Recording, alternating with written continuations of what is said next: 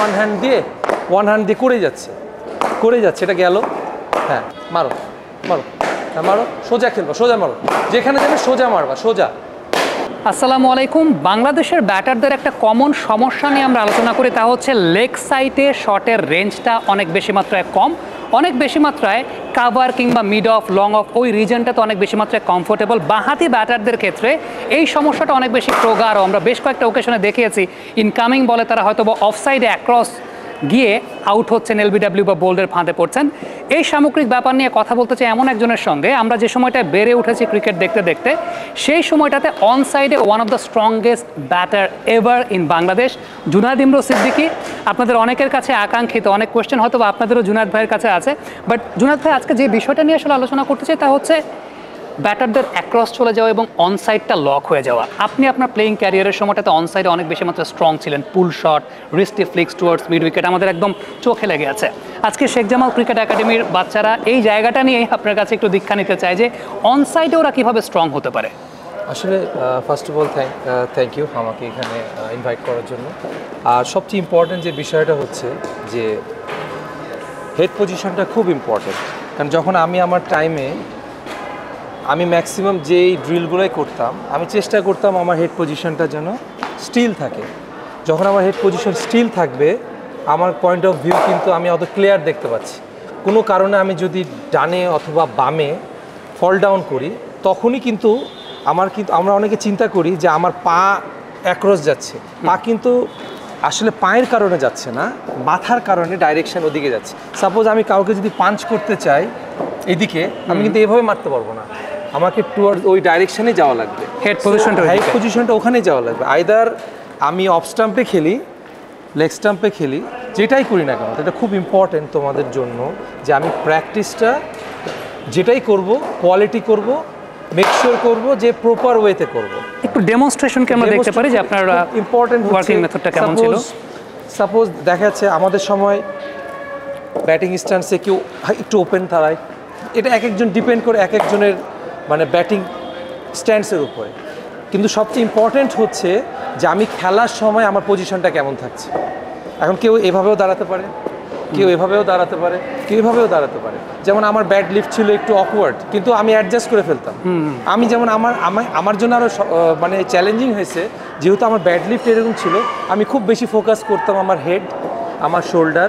আমি যদি এই দুটাকে কন্ট্রোল করতে পারি, আমি যেখান থেকে আনি আমার যখন হিটিং পয়েন্ট ওটা আলটিমেটলি ঠিক হয়ে যাবে, বিকজ আমি অলরেডি আমার পজিশনে আছি।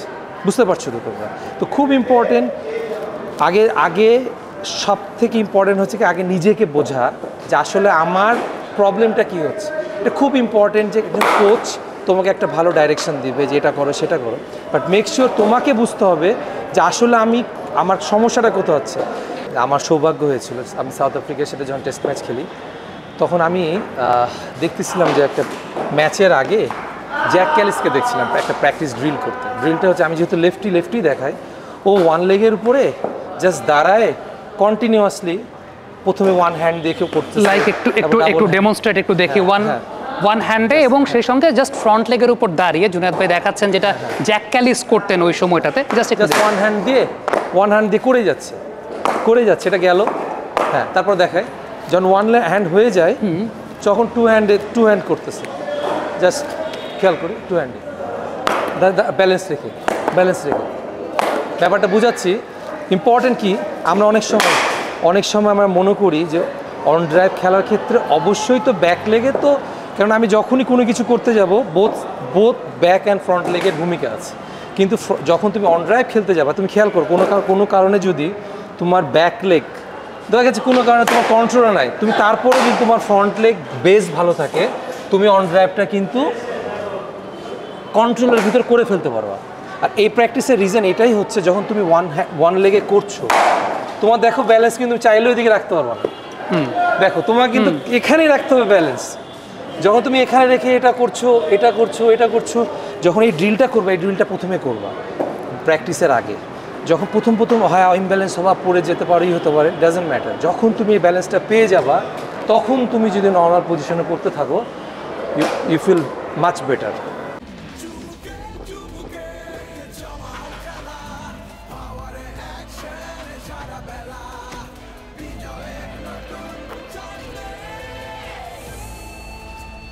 Power, চুমুকে অ্যাকশন।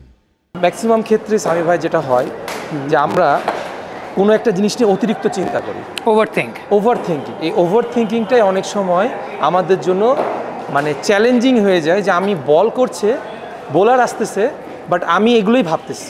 তো এটা আমি আপনাকে জাস্ট একটা আজকে এক্সপিরিয়েন্স শেয়ার করি। আমাদের টেস্ট ম্যাচ চল, দেন তারপর আমি আমার লাস্ট ফিনিশিংটা দিব যে কীভাবে তাদের আরেকটু ডেভেলপ করা যায়। আমাদের টেস্ট ম্যাচ চলছিল মিরপুরে ইন্ডিয়ার সাথে। তো আলহামদুলিল্লাহ আমি আর তামিম একটা 200 রানের পার্টনারশিপ ছিল। তো টেস্ট খেলা যখন শেষ পর্যায়ে, তো আমাদের ইচ্ছা ছিল যে আমরা টেন্ডুলকারের সাথে একটু ওর মতন লেজেন্ড ক্রিকেটারের সাথে যদি আমরা 5টা মিনিটও কথা বলতে পারি, আমরা কিছু হলেও তো আমাদের নলেজ বাড়বে ডেফিনেটলি। তো যখন খেলা শেষ হয় আমরা ড্রেসিং রুমে আসি। আমার খুব জানার একটা ইচ্ছা ছিল, মানে আমি ছোট থেকে ওর খেলা দেখেছি যে ও এত সময় কি করে পায় ব্যাটিংয়ে। এটা কিন্তু খুব ইম্পর্টেন্ট যে আমরা চিন্তা করি, দেখি যে ও এত টাইম পাচ্ছে কি করে, কিন্তু এটা জানি না যে কোন প্রসেসে এই টাইমটা সে পাচ্ছে।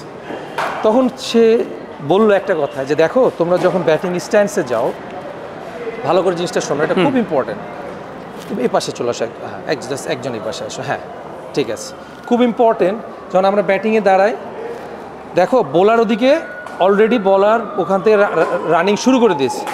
আমরা কিন্তু চিন্তা করি, কারো করে মাথায় থাকে যে কয়েকটা ট্যাপ করব, কেউ চিন্তা করে একটু শোল্ডার ঠিক করব, হেড ঠিক করব, এইসব করতে করতেই না অলরেডি আমাদের টাইম চলে যায়, বোলার চলে আসে। তো ও যখন বলতেছে যে তোমরা দেখো, তোমরা ব্যাটিং স্ট্যান্স নিয়ে ভাবো, পায়ের মুখ ঠিক আছে কি না, এটা ঠিক আছে না, বলছে জাস্ট আমি করি কি, আমি শুধু বলটার জন্য রেডি হয়ে যাই। কেন আমি আগে থেকেই নিজে থেকেই এই জিনিসগুলো প্র্যাকটিসে করেই ফেলেছি। দ্যাটস দ্য রিজন আমার ম্যাচে যে অতটুকু সময় আমার নষ্টই হচ্ছে না। বুঝতে পারছো কি? মানে তোমরা প্র্যাকটিসটা এমনভাবে করো যে আমি ম্যাচের সিনারিওতেই আছি। আর আরেক সবচেয়ে ইম্পর্ট্যান্ট, আমার ক্ষেত্রে এক সময় হয়েছিল প্রথম দিকে, রিজন হচ্ছে সাইম ভাই যেটা বললো, হ্যাঁ আমার ফেভারিট শট ছিল মিড উইকেটে কিংবা অন ড্রাইভ ভালো খেলতাম, যেটা ডিফিকাল্ট ছিল অন ড্রাইভ। আপনি জানেন যে আমার ব্যাটিং স্ট্যান্স ওভাবে এসে করাটা এত ইজি ছিল না। 140 145 বলার যারা খেলেছে আমাদের সময়, আমার একমাত্র ছিল আমি জাস্ট ফোকাস করতাম, সিম্পল, আমি আমার হেড স্ট্রেট রাখার চেষ্টা করি, মাথা আমার সোজা থাকবে, আমি মাথাটাকে কোনোভাবে ফল করব না। আমি যখন এখানেও থাকি না, আমি যখন এইভাবেই থাকবো, এদিকেও খেলবো, এদিকেও খেলবো, ব্যাক ফুটেও আসবো, ফ্রন্ট ফুটেও আসবো। তো তোমাদের জন্য খুব ইম্পর্টেন্ট হেড পজিশনটা। এপার থেকে বল করুক, round the wicket, over the wicket, যেখান থেকেই বল করুক না কেন, জাস্ট তোমার নর্মাল পজিশনে দাঁড়াবা, কোনো বেশি চিন্তা করবো না, রিল্যাক্স থাকবে। কারণ যখন আমরা বেশি চিন্তা করি আমাদের অলমোস্ট সব কিছু টাইট হয়ে যায়। আর যখন টাইট হয়ে যাবে, বটম হ্যান্ড টাইট হবে, আলটিমেটলি বটম হ্যান্ড টাইট হয়ে যাবে, আপনার ফোরাম টাইট হয়ে যাবে। যখনই আপনি রিল্যাক্স থাকবেন না, তখন তুমি দেখা যাচ্ছে জোরে মারবা কিংবা আগে খেলে ফেলবা। তোমার কারণ হচ্ছে তোমার নিজের বডির কন্ট্রোল তোমার উপর নাই। এই যে রিল্যাক্স থাকা, পজিটিভ চিন্তা করা, আর হচ্ছে প্র্যাকটিসে এটাকেই করে নাও যে আমি এখানেই থাকবো, আমি এই জায়গার উপর ব্যালেন্সে দাঁড়াই, যেখানেই বল দেখ, যেই জায়গায় বল দেখ, এখানে থেকে আর এখানে দেখ, জাস্ট আমি প্র্যাকটিস করবো, হেড সোজা রেখে প্র্যাকটিস করবো। যখন আমি এটা করতে থাকবো, করতে করতে করতে করতে কেউই কিন্তু প্রথমে প্রপার বেসিক নিয়ে আসে না। যারাই আমরা ক্রিকেট ক্যারিয়ার শুরু করেছি, তখন সবাইকে কি আমাদের আস্তে আস্তে জিনিসটাকে ডেভেলপ করতে হয়েছে। তো আমি তোমাদেরকে যেটা বলবো, প্র্যাকটিসটাকে খুব সিনসিয়ারলি করো, আর যে জিনিসগুলো বলছি ফোকাস করো হেড পজিশনটাকে, আর মেক শিওর করবো একটা জিনিসই, যখন তোমার হেড পজিশন ঠিক থাকবে, কখনোই তোমার পা তোমার রেঞ্জের বাইরে যাবে না। কোনো পার্টিকুলার ড্রিল আপনি করতে? পার্টিকুলার ড্রিল বলতে, যেমন আমি অন ড্রাইভ খেলার জন্য আমার কিছু ড্রিল থাকতো, যে প্রথমে আমি ড্রপ বল দিতাম।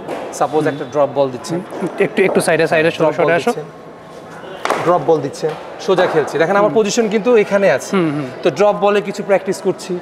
তারপরে যখন ড্রপ বল খেলতে খেলতে ওখানে যে আন্ডারআর্ম কুইক দেওয়া আছে, কুইক যখন ফিট হয় তোমাকে অটোমেটিক কিন্তু তোমাকে খেলতে হবে এই জায়গার উপর। সাপোজ আমি রেডি আছি, এখন কুইক দিলেন অন ড্রাইভ, এদিক খেলছি, এই মানে এদিক খেললাম না, জাস্ট আমি বোঝালাম যে খেলা যেত, মানে আমি মোটামুটি রেডি, বিকজ অফ আমি প্রথমে ড্রিলটা করেই নিয়েছি যে আমি যখন এখানে বল ফেলবো, আমি কিন্তু এভাবে মারতে পারবো না।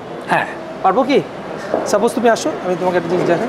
ধরো আমি এখানে তোমার ড্রপ বল দিলাম, তোমার তো এটা তো তোমার নর্মাল স্ট্যান্স না, রিল্যাক্স থাকো, খেলো, আস্তে রিল্যাক্স খেলো। এমনকি বুঝতে পারছো মেন কথা তোমার ব্যালেন্সটা আছে তো এখানে সেন্টারে তো আছে। এটা তোমার এখন তোমার একবার দেখাতে পারফেক্ট হবে তা না, বাট তুমি ফিল করো যে তোমার লাইক গ্র্যাভিটিটা ওই জায়গায় আছে কিনা, মানে তুমি সেন্টারে আছো কিনা। যখন তুমি দেখো সিম্পল জিনিসটা দেখো পড়ে যাচ্ছ না, পড়ে যাচ্ছ, সলিড বেসে থাকো না, বেসে থাকো একদম solid যেভাবে শটটা খেললাম। বেসেই থাকো, নর্মাল থাকো, একটু গ্যাপ না, ওপেন চেস্ট, হ্যাঁ এভাবেই থাকো, এইভাবেই খেলবা। মারো হ্যাঁ মারো, সোজা খেলবা, সোজা মারো, যেখানে যাবে সোজা মারবা, সোজা। হ্যাঁ এখন বুঝছো বিষয়টা?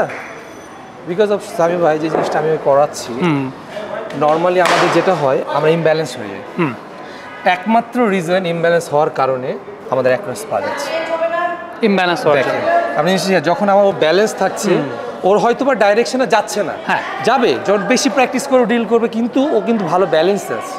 আমি এটাই বোঝাচ্ছি যে ব্যালেন্স ভালো থাকে, আপনি এখানকার বলও ভালো খেলবেন, নিচু বলও ভালো খেলবেন, অলরেডি আপনি ওই জায়গাতেই আছেন। তো যেহেতু ওরা এখন খুব ইনিশিয়াল স্টেজে শুরু করছে, বাট মেক শিওর করতে হবে যেন প্রপার ড্রিলটা ওরা করে, তাহলে যে প্রপার ড্রিল করলে ইমপ্রুভমেন্ট ডেফিনেটলি। এটাই এতটুকু। সো আমার কাছে মনে হয় যে আজকে আমরা এই পার্টিকুলার বিষয়টা সম্পর্কে একজন এক্সপার্টের কাছ থেকে জানলাম। এতদিন তো আমরা বলতাম যে আসলে প্রবলেমটা এই জায়গাটায়, প্রবলেমটা আমরা আইডেন্টিফাই করতে পেরেছি যে আমাদের অ্যাক্রস যাওয়া, অন সাইডে শটের রেঞ্জ কম হওয়া, বাট কি করা উচিত বা কেন আসলে প্রবলেমটা হয়, আসল বায়োমেকানিক্যাল ফ্যাক্টরটা কি, হেড পজিশনের কথাটা জুনায়েদ ভাই আজকে খুব সুন্দর করে ডেসক্রাইব করলেন। আশা করছি মডার্ন ডে ক্রিকেট যারা শিখছেন, যারা কোচিং অ্যাপ্লাই করছেন, এই জায়গাগুলো নিয়ে অবশ্যই সচেষ্ট হবেন। থ্যাংক ইউ ভেরি মাচ আমাদের সঙ্গে থাকার জন্য। কমেন্ট বক্সে আপনাদের কাছ থেকে আরও মন্তব্য জানতে চাই, যদি কোনো কোয়েশ্চেন থাকে রিগার্ডিং ওর ব্যাটিং, আমার মনে হয় জুনায়েদ ভাই পরবর্তীতে অ্যান্সার আমাদেরকে দেবেন। Thank you.